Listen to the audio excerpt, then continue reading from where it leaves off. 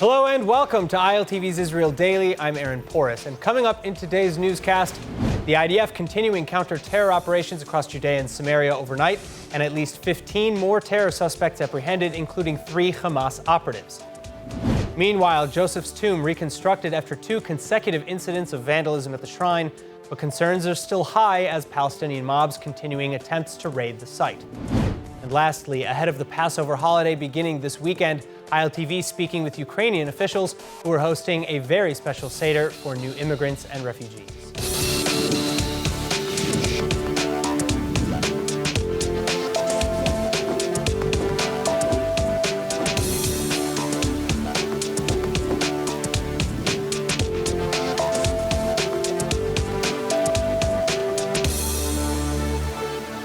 Clashes reported again on Wednesday amidst ongoing operations in Jenin.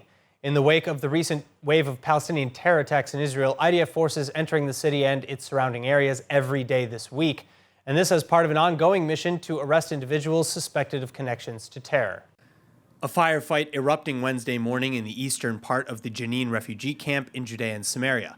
But this as IDF forces continuing with daily arrest raids in the area, seizing weapons and vehicles and capturing several dozen Palestinian terror suspects and their affiliates. But the focus of IDF pressure primarily on Jenin, as the city becoming a hotspot for violent crime, gun running, and terror group recruitment.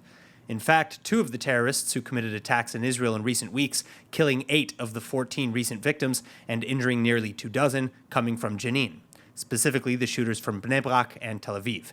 And the IDF still on the hunt for the brother and father of the Tel Aviv shooter, who are being protected by militants in the city. The father, for one, a high-ranking officer in the Palestinian Authority security services, who's reportedly well known for his extreme rhetoric and who praised his son's killing spree and incited further violence. Meanwhile, in more defensive operations, the IDF reportedly deploying 2 battalions of troops and 2 companies to the security barrier along the lines of Judea and Samaria or the West Bank. The additional forces working to heighten the security along the barrier and to aid in the 360 million shekel plan to reinforce and or mend it. This as thousands of illegal workers as well as potential terror suspects crossing the border every day. Simultaneously, though, Defense Minister Gantz saying that his office is working to allow tens of thousands more Palestinian workers into Israel legally, explaining that these 2 plans in conjunction will improve security and improve both the Israeli and Palestinian economies. As it stands, some 130,000 Palestinians from the West Bank and Gaza Strip holding permits to work in Israel and Israeli settlements.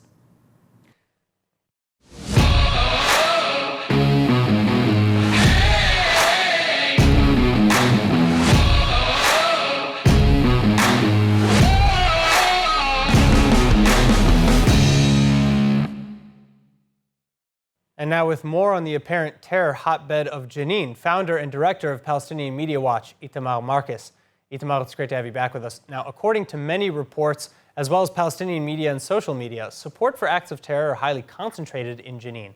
But is the media blowing things out of proportion? Or, can you expand on just how widespread such support actually is? The support seems to be throughout the Palestinian Authority areas, not just focused on Jenin.